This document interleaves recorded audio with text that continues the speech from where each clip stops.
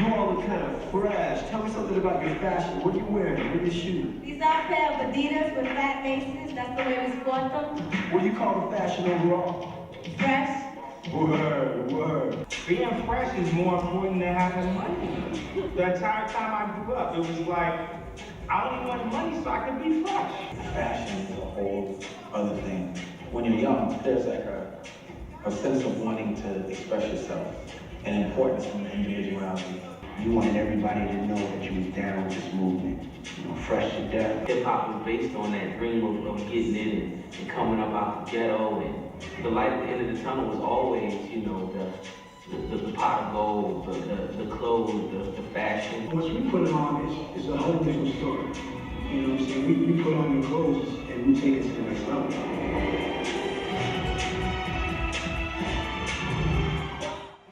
Hi. Hello.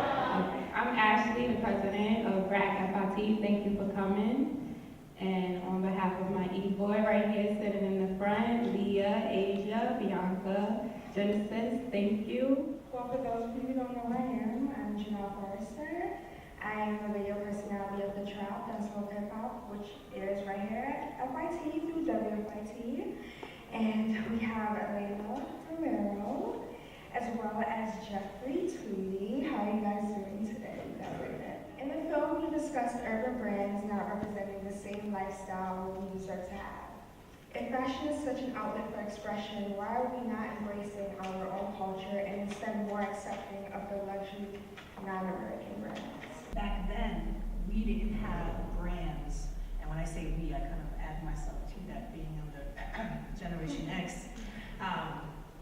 We didn't have brands that really represented us, and we had designer brands to aspire to. We grew up watching a show called Lifestyles of the Rich and Famous, and watching Robin Leach on yachts and showing millionaires and wine and caviar, and these were aspirations. We hadn't reached that we had not attained wealth as a community of color. At least we had not seen that in the mass media. When hip hop became mainstream, the rappers were able now to take their fashions beyond their local neighborhoods and broadcast that on video and film. And then that allowed them to have access to brands. Prior to that, they had to wear the brands that were accessible. So houses like Louis Vuitton and Gucci were not opening their doors widely to say, let me give you some products so you can wear it on their video. So there was a size issue, a spec issue, fit. Traditionally, European body types are very different than American body types. So that also played a role to it. So I think early on, the earlier brands were really marketing to this idea of, we're gonna give you an option. We're gonna give you clothing styles that in a sense, kind of playing off the name of FUBU, that are for us, by us, that are really going to cater your needs, your lifestyle. 96 was a very critical year in hip hop. You had Biggie and Tupac being two of the biggest names in hip hop. From a fashion point, we had a breakthrough. We had kind of broken from being a traditionally mom and pop specialty stores to department stores. All of a sudden, federated department stores decided they were going to really make a big push towards this brand, realizing that there was power behind the dollars at the time of people of color, predominantly from the black community. Wait, FUBU is a $190 million company?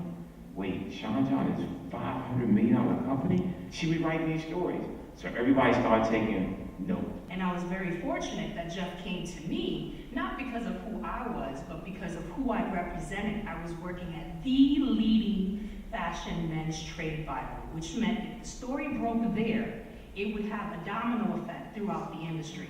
So I outscooped the New York Times when Puffy broke into the clothing business. And that wasn't an easy feat, because of course, you didn't make it easy. You showed me Sean in a black jean, in a black t-shirt, with black embossed logo on it, and we were gonna shoot that for a cover. And I will tell you that my editors were like, oh, they hated the photos. We're gonna can my cover. And I had promised, gave my word, I'm the one on the front lines, so if something happens, I've gotta deal with the heat. You can't can that cover. And I had to overstep my boundaries and go to the head of Fairchild at the time and go to bat and say, listen, it isn't a great photo. In fact, it's probably pretty horrible from a photographic perspective. But you're not running this photo because it's a phenomenal photo. You're running this photo because of what it represents. And Sean John is about to make a big change in this industry, and you have the exclusive before the times. That's why you're running the photo. And I want that back. Sean John just recently launched its first girls collection. In what ways are Sean John or other brands considered urban able to still become available in today's market without it being such fast-paced? You know, I never considered our brand to be urban, to be honest with you. When Puff and I started talking about the mission and the vision for this brand, it was really always aspirational. It was, what is Ralph doing that we can do from a more African-American lifestyle. What Ralph does for you is that he instills in your mind, I worked for Ralph Lauren for 4 years, he instills in your mind that if you buy his polo shirt, that if you buy his suit, that if you buy into his lifestyle, no matter what it is, that you have an old Mercedes, you have a big mansion, and your wife rides around butt-ass naked on a horse all day. So we just took that same lifestyle, not that same lifestyle, but that aspirational lifestyle of what Mr. Combs had. He had a beautiful girl at the time, Jennifer Lopez. He was always at the Hodges Club. He always looked impeccable every time you saw him. That was that lifestyle, and everyone wanted to be part of it. So we said, why don't we adapt this lifestyle for the African-American consumer that no one was doing? And it really wasn't based on being urban. We never used those words urban. I think that and it was in the movie, it was the market that gave us those terms, because they put us in this pie with all the other brands. You know, when we started Sean John, it was 36 brands that was competing with us. And that was from everybody from Eve to Snoop to FUBU to Rockaway to Fat Farm to NECA to Academic. I mean, I could name it's crazy. But what we did is we built a strong foundation. And my blueprint was what Ralph Lauren has always done. Their corporation, if you walk into any store, Ralph Lauren is a huge shop, right? You always say it's a big shop. And a lot of these brands that we competed with, they weren't owned by the African-American owner. They were owned by someone else, and the point was, let's make the money and let's not worry about building long term. When we went in, every place you go, you see a huge Sean John shop. You go to Macy's 34th Street, it's a huge shop. So we always made sure that our vision was always long term. The buyers of these stores called it urban. That's not the first word. The first word was gangwear, right? The second word was streetwear. Then they called it ethnic. Then they called it ethnic, then they called it urban, then they called it young men's, and they called it streetwear. Streetwear was a polite word. It was called gangwear. When I started cross-country talking, it was called gangwear. So you can imagine a buyer going, you know, I don't really want to buy this gangwear because I don't really understand it. Then it got to a point where our consumer embraced us, right? And they had no choice but to bring the product in, and they had no choice but to consider what they call gangwear. And it was almost disrespectful. It was so disrespectful. It got to a point where it was like, okay, we need to change the word. We have to look these words wrong. But you could look at 8 years ago, Chanel does a bunch of chains on their runway fashion show, and it's, oh, it's fucking fantastic. Oh my God, look at how great Chanel is. No, that's some bullshit. It's the stuff we did 20 years ago. You follow me? So it's like, we can't, you're right, we can't get caught up in these But terms. part of it, we got caught up with the terms, but Right. part of it was also not being comfortable with the skin that we're wearing and or the people that we were catering to. Because industry speak, we didn't like the term. But who are we selling our clothes to? In what stores? And then all of a sudden, we cut off the same people that built our brands, did business with retailers, which most of those brands were not ready to do department store business. Not at all. And they ended up kind of putting them already themselves one step on, depending on who you're speaking to. It's a very sensitive topic for people in the industry. Quite frankly, the term could have a pretty derogatory, similar to the word nigger. And so when you talk about urban, and a lot of it comes from a lot of different places. Why is it that this is considered designer and this isn't? When we took 2 pairs of jeans and ripped off the labels and put it in front of you. How do you know? They're made most of the time in the same factory. You know, one thing that was interesting in the movie, someone said it was the internet has made this a bigger world, right? You know, I used to think about going to Hong Kong or Asia or Japan or Paris for 3, 4, 5 days. Now people go to Paris for a night, right? So this world and the internet has made it so interesting that you could look up and be your own identity, have your own style, and have your own, and I love that. I love that. I think that, you know, people don't get caught up in labels anymore. It's like what I want to do, my individual style. And it's really going back to the days of way back when you look at Prince, and you look at Patti LaBelle, and you look at all these stars that was on making music. They had their own individual style. And that's what was important. And you guys have your own individual style. And that's what I think is great about this world, great about fashion, is that there's no such thing as this is not right. It's what you feel, right? It's what you want it to be, your individual style. A lot of labels nowadays have been very discreet. Do you think fashion holds significance in hip-hop culture as it used to? Is the hip-hop culture still considered a niche market in the fashion industry? Back when Elena and I would, you know, when we first met, everybody was doing big labels, big brands. That was the thing, right? Tommy Hilfiger almost went out of business doing that shit, trying to catch up. But what happened was, I think that labels have gotten, it's not such identifiable, because what happens with labels and big garments, you wear them once a month, somebody will remember you wore them again Saturday and Tuesday, then you just have that on. So you had to become discreet. And also what happened with the economy, stay focused on, the economy we went through a depression, so you're not really buying a whole lot of clothes, you're buying stuff that you can wear over and over a few times. But we never, you know, when we launched Sean John, we launched with a 3.5-inch logo, but everybody else was big. So our vision was never to be that big, oversized branding. And unfortunately, the way the business was structured and how the consumers treated the fashion, it became almost like a one-hit wonder. It was treated more as a fad. The collection was never really looked at as something that had staying power. Part of it may be because a lot of people behind those brands, I don't think they really meant to be around a really long time. And you mentioned about why is it that brands are a lot more discreet? I think a lot of it has to do with, well, what's the story behind the brand? I think one of the successes behind a lot of these brands was they had a story to tell.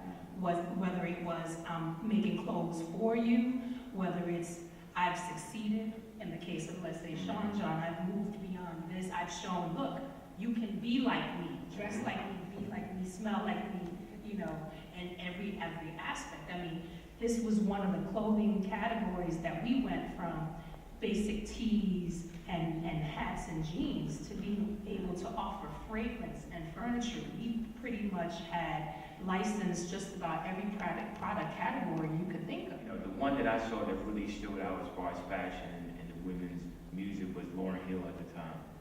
Lauryn Hill had a certain style that was sort of like, wow. I mean, it was just sort of that, what do you call it? Sort of just that denim, natural, individual style, and not being out too far, not trying to be too costumey. But I think right now, the style I love a lot is the way Rihanna's going.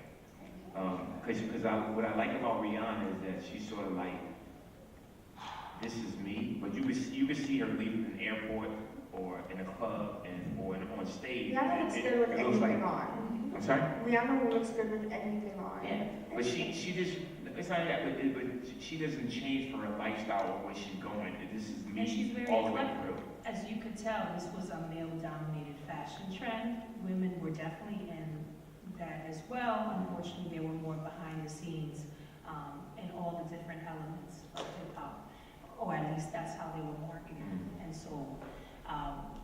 The brands pretty much came out of the men's business or the young men's business per se, and they did dibble and dabble into the women's business, but quite frankly, it's a whole different other business, and many of them, I don't believe, really understood it or could work in such a fast-paced environment. Yeah, it's a juniors market. I mean, it's just very different in how those brands turn really quick, how many styles are needed in a given season. It works very differently than men's. And I think there was, and still is, tremendous opportunity and room for growth. It's just, I don't think the juniors business has quite jumped on that bandwagon quite yet. the young men's market was, these men's companies was on men's market and men's calendar and men's thought of mind, men's fit, as opposed to what a junior market was, which was delivering fast fashion, quick, hipper. And what is the key to sustainability and actually staying true to the brand itself? I think the key for us was understanding our vision and our mission and staying with it. We didn't deviate from anything we said.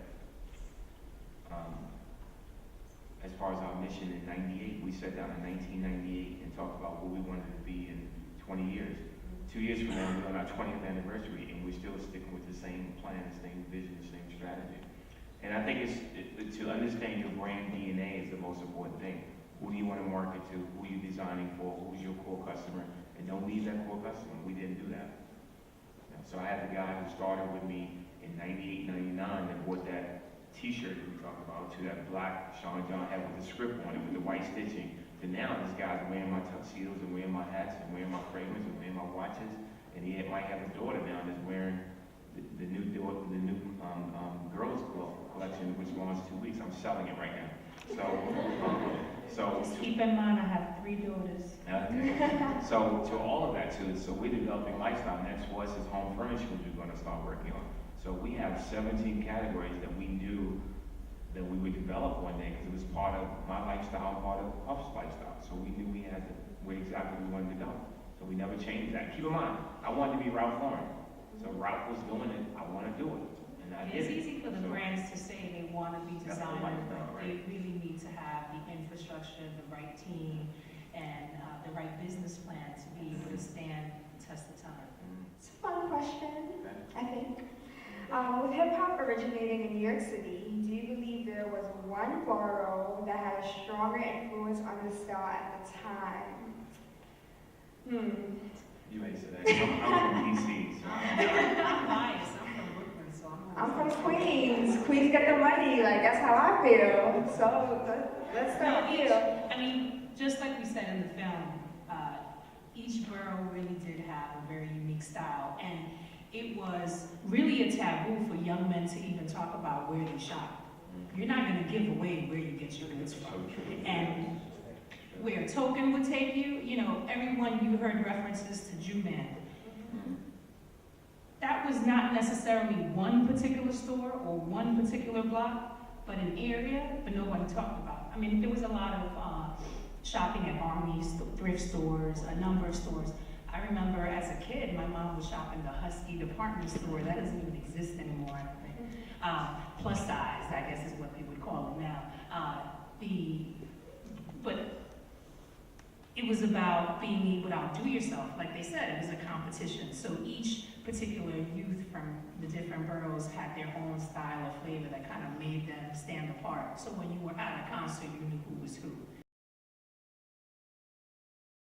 What would you suggest now for those young people, these young people who are here, those people who are aspiring to be designers, who would like to emulate what you guys have done and brand themselves? I would say take an interdisciplinary approach to your craft. And what I mean by that is that if your specialty is design, do not, while you want to own your craft and design, make sure that you expose yourself to the business of design. To be a creative mind is a wonderful thing, but you need that other half.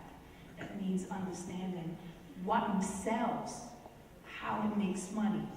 If you can figure out how your designs can make money, you're gonna be in this for a really long time. But whatever you want to do in life, you gotta be passionate about it. That's the most important thing. You have to embrace it and be passionate about it. And I speak a lot to kids, and I don't believe in the word I can't. Like, I just don't. Like, that shit don't mean nothing to me. Like, but even just be passionate about what you do, embrace what you do. But I do agree with what Elena saying. Anything that you do, if you're an artist, if you're a painter, if you're a designer, in the art form, if you're a writer of art, you have to be able to have that sensibility of business. There's no longer a luxury of having a partner that understands the business. You just be the artist. right? Because Calvin Klein had Barry Schwartz, was his business person. Calvin did the designer, Barry did the business. Ralph Lauren did the design, and Jerry, his brother, did the business part of it. That's not a luxury anymore, right? So I would just say, embrace what you do. Even to this day, even at my level, most Thursdays, I'm hitting stores myself. I'm going to Bloomingdale, Saks, Burdock, I'm hitting many stores. I go uptown one Thursday, next Thursday I go downtown, because I want to know what's going on. I want to still embrace it. The other thing is contacts are very important. Contacts are very important. The reason I got to FIT was Ralph Lauren got me into FIT. And I'll tell you a quick story. I was working at Neiman Marcus in Washington, D.C., right? And come down the escalators, Ralph Lauren was like 25, what I thought was like 25 people. It was more like 10. It just was like a bunch of motherfuckers. Entourage, they call it an entourage when we come down the escalator, but when it's him, it's people. But, and I just walked up to him and said, Mr. Lauren, my name is Jeffrey, and he said, if you want to be in the fashion industry, you need to be in New York City. So, make a long story short, he gave me his information to his assistant. Now I'm not thinking, like, I'm gonna call him? Like, no, like this shit is crazy. I'm gonna call Ralph Lauren? So I took my time, and I thought about this, and this took 6 months. So what I did, I would read with DNR, I would read Women's Wear Daily would come to the store. So Ralph Lauren opens a new store on Madison Avenue. Ralph Lauren's birthday is this day. Ralph Lauren celebrates 15 years of being in business. Ralph Lauren, da-da-da-da. Whatever it was, I would write notes. I would write cards. Mr. Lauren, congratulations, happy birthday. Mr. Lauren, congratulations on opening up in Beverly Hills. Mr. Lauren, so who gets the cards? At his level, who gets the card? Who gets his mail? Exactly. So 6 months later, I called up. I had the nerve to call. I'm at Neiman Marcus at a cash register on the phone. Y'all visuals, right? In the middle of the day, I got enough nerve. Now I'm thinking I'm gonna call. She's gonna take a message because that's typical. And maybe I'll get a call back from her at best. That's my thought. But what happened, I didn't realize as I'm building up these notes and building up these cards, I'm damn near a stalker, but I know what my future is if I gotta stalk, okay? I'm not stalking for craziness, I'm stalking to get where I need to be. It's called get your hustle on. So, when I called up, the assistant goes, Jeffrey, how are you? Fine, and you? I didn't, at that point, how would she know who I was? She got all the cards and the notes over that 6-7 month period. So she thought, Jeff Tweedy's a friend of Ralph. Y'all understand where I'm going? Hold on, let me put you through. Wait, hold on. yo, you understand? I panicked. Y'all understand what I'm talking about? Young black kid, 1920 in DC, Neiman Marcus. They put me through to Ralph Lauren. Y'all get this? I freaked out, so I was like, what she mean, hold on? True story. And Ralph speaks with her lips. Jeffrey, how are you? I remember meeting you. Thank you for all the notes and the cards.